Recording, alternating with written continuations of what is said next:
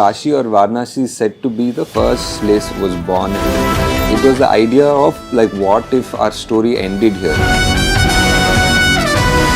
The story is basically between these.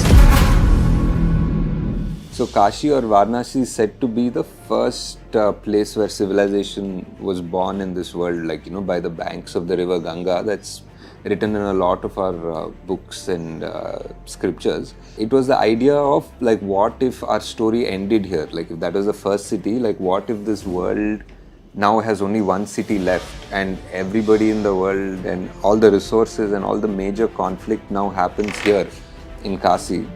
So that was the setting for Kalki, and now we are in a world where the most life-giving river, the Ganga, is dry, and people in Kasi are just living in just like a very brutal survival of the fittest sort of way.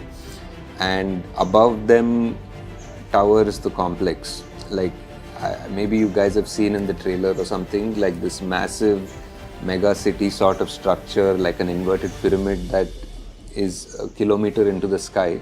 So that is the complex which has essentially everything. It's like paradise. It has all the greenery, resources, water, food, animals, everything that is not there in the world before. It's almost like a microcosm of what the world used to be like. And now the story is mainly set up here. It's between these two worlds, the people who are in the complex who control those resources and the people who are below in Kasi who don't have access, and these people in Kasi only just have a dream to enter the complex. In a way, it becomes a cycle. So for you to do the work to earn money to get into the complex is like one trap that you end up working for the complex and you finish your life before you can actually get in. So it's like one sort of a cycle, which is sort of something that happens today as well.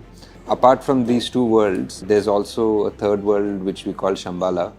Shambhala is something that we hear in many cultures, like even in Tibetan culture, it's called Shangri-La, and every culture has a name which is a mystical land which is hidden from the world, and that's where some people say advanced beings, some people say the avatar, some people say many things, like how the name Shambhala itself is very connected to the myth of Kalki, to the legend of Kalki, because it said that this is where the final avatar will come.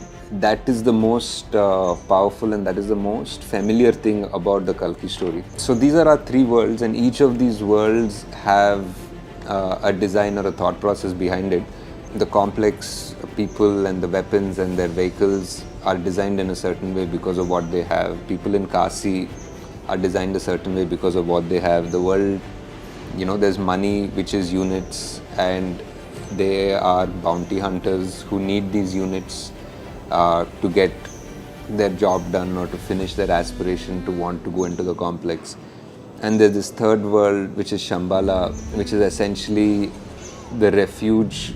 It's like a massive refugee camp in a way, like for all the religions and all the cultures that have been hunted down in this world by the complex. So they all needed a place to hide. The people in Shambhala are part refugees, part rebels, part the resistance who are fighting the complex.